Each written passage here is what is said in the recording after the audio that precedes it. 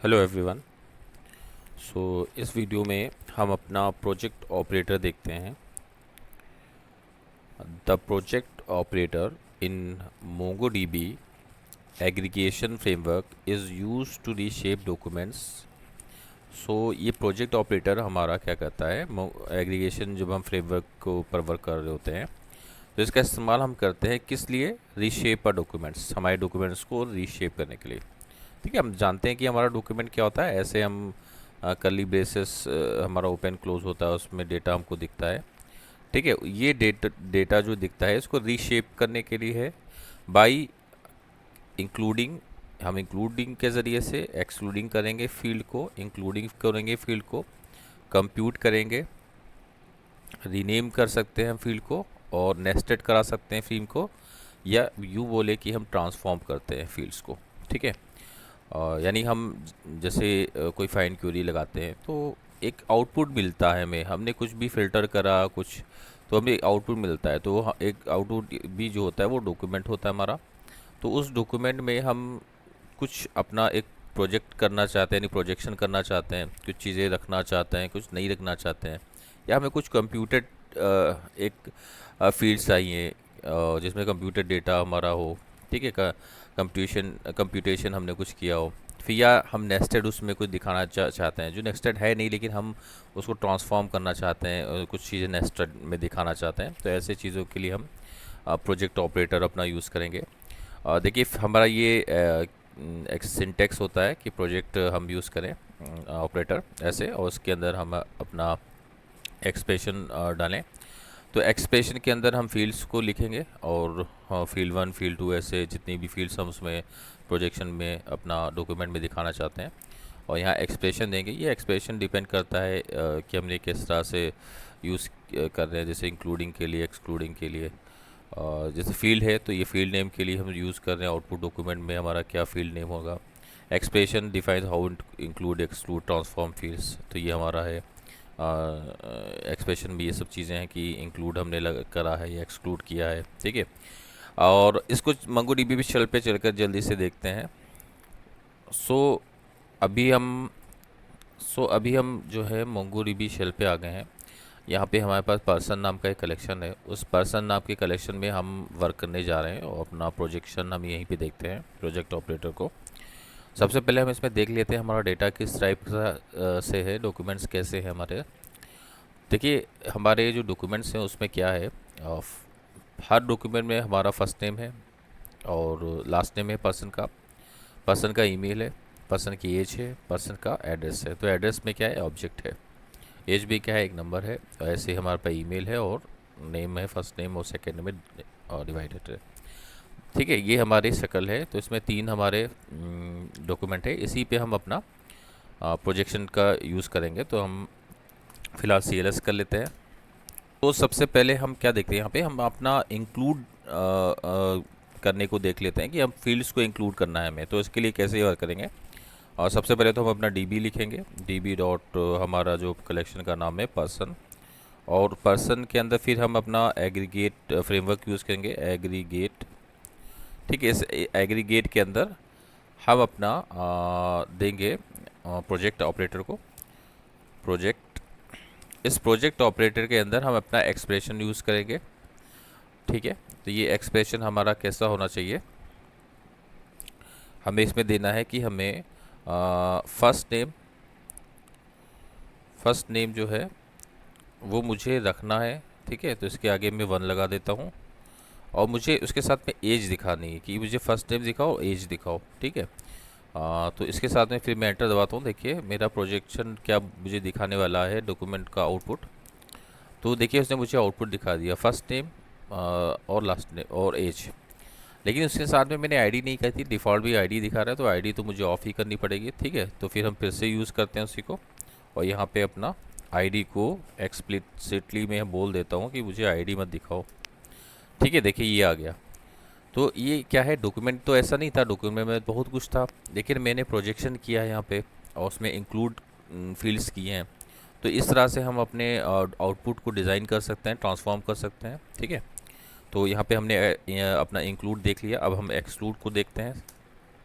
Sorry, exclude भी हम देख चुके हैं और इंक्लूड तो देख लिया। एक्सक्लूड देखिए, जैसे हमने देखे 0 दिया है, तो हम मेरा है।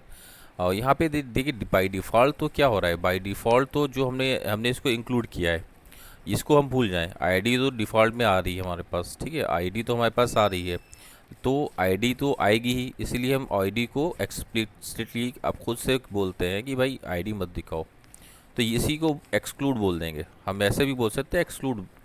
और देखिए हमने जब इंक्लूड किया तो वो एक्सक्लूड ही हो गया बाय डिफ़ॉल्ट, कि जितनी हमने इंक्लूड नहीं की है वो एक्सक्लूड है, वो है ही नहीं। अगर मान लीजिए कोई आ रहा होता तो हम उसको क्या कहते हैं, एक्सक्लूड मत दिखाना, ठीक है। जैसे अभी मिसाल के तौर पे इसी को हम चेंजेस मारते हैं और इसमें क्या करते हैं, मान लीजिए हम कह रहे हैं कि सब कुछ दिखाओ लेकिन फर्स्ट नेम ना दिखाओ, ठीक है, ये इसको हम एक्सक्लूड कह सकते हैं कि फर्स्ट नेम हमारा हमने एक्सक्लूड कर दिया। एंटर दबाते हैं, देखिए सब कुछ आएगा लेकिन फर्स्ट नेम नहीं आएगा। तो हमने इंक्लूड देख लिया, और एक्सक्लूड भी हमारा ही सेम उसी पे काम कर रहा है, तो ये उसने हमने कह दिया ये मत दिखाना, तो इसका मतलब हो जाता है कि सब कुछ दिखाना और फर्स्ट नेम को हाइड करना। तो ये प्रोजेक्शन है हमारा, इंक्लूड और एक्सक्लूड हो गया हमारा। कोड पे आपको लाया हूँ और इसमें मैं कुछ कंप्यूट वाला एक आपको दिखाना चाहता हूँ कि किस तरह से हम अपने फील्ड्स को जो आउटपुट है डॉक्यूमेंट का, उसमें हमें किस तरह से कंप्यूट करके मैं दे सकता हूँ। तो यहाँ पे देखिए मैंने प्रोजेक्ट अपना यूज़ किया है और यहाँ पे एक फील्ड दी है फुल नेम। इस फुल नेम में जो हमारा डेटा है वो किस तरह से आएगा, तो किस तरह से कंप्यूट होके आएगा। देखिए यहाँ पे कंप्यूटेशन मैंने क्या दिया है, मैंने इसको कॉन्केट फंक्शंस यूज़ किया है, ठीक है। ये हमें मोंगोडीबी प्रोवाइड कर रहा है, ये एक कीवर्ड है मोंगोडीबी में। तो उसके ज़रिए से क्या होगा, जाहिर सी बात है प्रोजेक्ट में पर्सन में क्या होता है, पर्सन एग्रीगेट करने से हमारा प्रत्येक डॉक्यूमेंट इसमें स्टेज में आता है। तो जब वो स्टेज में फर्स्ट डॉक्यूमेंट आया होगा तो उसकी उसकी जाहिर सी बात है फर्स्ट नेम होगा, उसमें लास्ट नेम होगा, तो वो फर्स्ट डॉक्यूमेंट के लिए फर्स्ट और लास्ट नेम को कॉन्केट करेगा, ठीक है, यानी फुल नेम हमारा हो जाएगा। इसको फिर क्या करें, हमें एज चाहिए, तो एज कैटेगरी हमें चाहिए, ठीक है, ये तो हमारा हो गया, लेकिन ये कंप्यूटेशन हमने दिया है इतना, ठीक है। इसमें से आएगा क्या, जाहिर सी बात है ये एक ही चीज़ आने वाली है, एज कैटेगरी की आगे या तो चाइल्ड आएगा या एडल्ट आएगा या सीनियर आएगा। लेकिन ये कैसे आएगा, ये हमारा स्विच केस हमने लगाया है कि स्विच केस कंप्यूट करेगा उस चीज़ की इसकी कैटेगरी कौन सी है। तो हमने यहाँ ब्रांचेस दिए हैं स्विच केस में, यहाँ पे हम मोंगोडीबी में ब्रांचेस हम उसको बोलते हैं। हमारा जो हम केस यूज़ करते थे यहाँ पे हमें ब्रांचेस करके इसमें फील्ड हमें बताना पड़ेगा, और फिर उसमें हमारी ब्रांचेस कौन कौन सी है, केस है एक, और हमने यूज़ किया लेस देन, कि लेस देन कितना, एज, जाहिर बात है हमारे पास एज आ रही है, फील्ड है पहले सी है, तो हम दे दिए 18, ठीक है, लेस देन 18, ठीक है। अगर लेस देन 18 है तो देन चाइल्ड है वो। फिर अगर मैंने दे दिया कि लेस देन क्या है 60 है तो वो एडल्ट है, और लेस देन और ग्रेटर देन अगर वो 60 है तो वो क्या है, सीनियर है, ठीक है। तो डिफ़ॉल्ट में हमने कह दिया अननोन, जो नहीं आ रहा है फिर अननोन है वो। सो ये देखिए यहाँ पे एक हमने एक्सप्लिकेशन देख लिया कि हम कैसे स्विच केस को यूज़ कर रहे हैं, यहाँ पे ब्रांचिंग कैसे अपनी बनाने, केसेस कैसे बना रहे हैं मोंगोडीबी में, और डिफ़ॉल्ट केस देखिए हमने कैसे बनाया है। तो यहाँ पे हमने सिर्फ 2 फील्ड ली हैं, एक फर्स्ट फील्ड में तो हमने कंप्यूटेशन किया है 2 अपने फर्स्ट नेम और लास्ट नेम का, और दूसरा हमने एज कैटेगरी हमने फील्ड आउटपुट पे दिखानी है, लेकिन उसको कंप्यूटेशन के ज़रिए से दिखानी है कि वो जिस उसका कैटेगरी में आ रहा है नहीं आ रहा है, वो सब मैंने इसमें computation less than greater than comparison operator के ज़रिए से लगाया है। अब इसको समझ लिया हमने, अब इसी को जा कर के हम अपने मोंगोडीबी शेल में हम पेस्ट करते हैं। सो देखिए मैंने यहाँ पे पेस्ट कर लिया, मेरा प्रोजेक्ट ऑपरेटर है एग्रीगेशन पर्सन हमारे टेबल पे कलेक्शन में हो रहा है। फुल नेम है हमारा, एज कैटेगरी है, अब एज कैटेगरी उनके आगे हो कंप्यूट होके आएगी सबके आगे। एंटर दबाते हैं, देखिए ये हमारा आउटपुट आ गया, ठीक है। आईडी हमने कहा था, आईडी डिफ़ॉल्ट में दे रहा है, इसको ऑफ कर सकते हैं। फिर हमारा क्या है, फुल नेम हमने कहा था, देखिए कहाँ से आया फुल नेम, राजेश कुमार, यानी 2 अलग अलग फील्ड से उसने कॉन्केट करके हमको दिया है। और फिर एज कैटेगरी उसकी क्या है, देखिए एडल्ट पे आ रहा है वो। जाहिर सी बात है डेटाबेस में तो ये है ही नहीं, डेटाबेस में जो चीज़ें नहीं है उसी को तो हम ट्रांसफॉर्म कर रहे हैं, उसका रूप बदल के लाए। एक्चुअल में डेटा तो छेड़छाड़ हम नहीं कर रहे हैं, लेकिन हमें क्योंकि ये ज़रूरत है इसकी, हम ट्रांसफॉर्म कर रहे हैं, जाहिर सी बात है बहुत सी जगह पे इसकी ज़रूरत पड़ती है। ठीक है, हम जैसे मैंने डेटा सेव किया है और मेरा कोई सॉफ्टवेयर ऐसा है या एप्लीकेशन है, तो मैं उसमें क्या कर रहा हूँ, मैं बहुत से टैब्स बनाए गए हैं, बहुत सी चीज़ें हैं जिसमें हेल्प कर रही हैं डेटा एनालिसिस के लिए। सारी बात डेटा एनालिसिस है, अगर कोई एनालिस्ट है वो कैसे डेटा को जानेगा कि मेरे व्यूवर्स कौन से आ रहे हैं मेरे, ठीक है, ये सारी बातें रीडेबल कैसे बनाए। 60 60 60 ये लिख के आ रहा होगा, तो सीधी बात है हमने थोड़ा प्रोजेक्ट अच्छे से कर लिया तो हमको ये आउटपुट पता चलेगा ये एडल्ट है। ठीक है, हम बार बार एज नहीं पढ़ रहे हैं, एडल्ट देख रहे हैं कि एडल्ट लिखा है। ठीक है, सो हम काउंट भी कर सकते हैं फिर एडल्ट कितने हैं, इसी तरह से हम प्रोजेक्शन के ज़रिए से। तो ये कितना हमारे लिए यूजेबल है, और जाहिर सी बात है हमने डेटा बहुत सारा देख चुके हैं इंटरनेट पे, किस तरह से डेटा रिप्रेजेंट होता है, ऑफिसेज में किस तरह से डेटा रिप्रेजेंट की हो रहा होता है। तो हम प्रोजेक्शन का यूज़ कर सकते हैं, क्योंकि डेटा तो हमारे पास जिस तरह से सेव है डेटाबेस में, उसमें तो कोई छेड़छाड़ होनी नहीं है। और फिर भी हमको डिफरेंट उनके ज़रूरतें हैं, उनको निकालना है हमें, और समझाना है लोगों को। ठीक है, कैटेगराइज करना है, तो उसके लिए हमें प्रोजेक्ट ऑपरेटर हमारे पास है, और डिफरेंट कंपटीशन के ज़रिए से हम अपने फील्ड्स को आउटपुट दे सकते हैं। सो अभी हम नेस्टेड पे देख लेते हैं अपना कि नेस्टेड कैसे वर्क करता है। ये नेस्टेड मुझे एक अपना डॉक्यूमेंट आउटपुट दिखाना है नेस्टेड में फील्ड के ज़रिए से। और सबसे पहले हम यहाँ पे अपना वीएस कोड पे आ जाते हैं।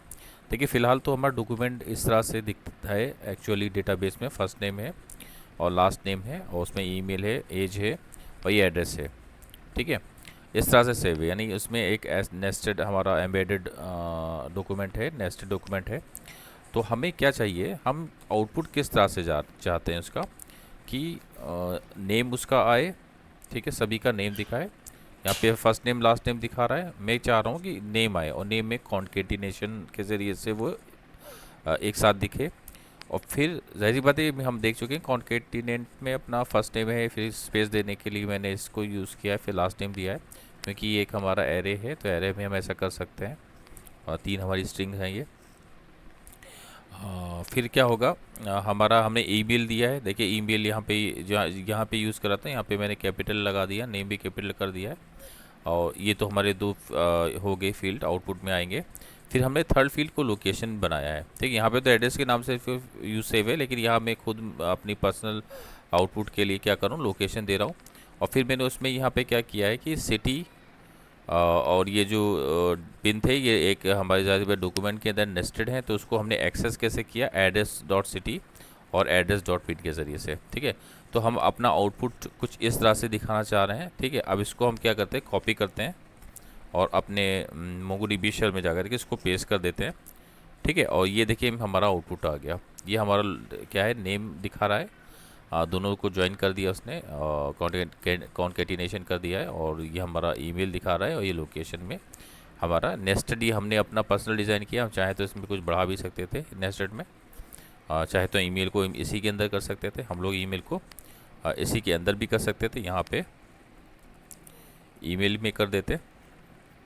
तो हमारे ईमेल क्योंकि हमारा आ रहा है डायरेक्ट, तो इसको हम यूज़ करेंगे ईमेल। ओके, यहाँ पे कॉमा लगाते हैं, और यहाँ से हम अपना मान लीजिए ईमेल हटा ही देते हैं। ठीक है, और फिर से हम जा कर के उसको कॉपी पेस्ट कर लेते हैं। ठीक है, CLS करते हैं सबसे पहले, तो CLS कंट्रोल V। ठीक है, देखिए हमारा हमने ईमेल को उसके अंदर ले लिया। ठीक है, लोकेशन या कुछ भी हम अपनी फील्ड्स को नाम दूसरा दे सकते थे। ठीक है, सो ऐसे हम प्रोजेक्शन करते हैं अपना कंप्यूटेशन के ज़रिए से, हम अपना डिफरेंट अपना आउटपुट जनरेट कर सकते हैं। आउटपुट जनरेट करने की ज़रूरत बहुत सा जगह पड़ती है। डेटा हमें दिखाना है, क्लाइंट को दिखाना है, प्रोजेक्ट मैनेजर को दिखाना है। डिफरेंट एनालिसिस के तरीके हैं कि हमें देखना है कि कितने व्यूज़ आ रहे हैं डेटाबेस में, कौन सी टेबल को लोग ज़्यादा एक्सेस कर रहे हैं, या हमें देखना है कि एज वाइज डेटा देखना है कि कौन किस एज का है। ठीक है, ये हमारे पास प्रोजेक्ट ऑपरेटर है और बहुत ज़्यादा यूज़फुल ऑपरेटर है। और आज की वीडियो में इतना ही रखते हैं, नेक्स्ट वीडियो में मिलते हैं। Thank you.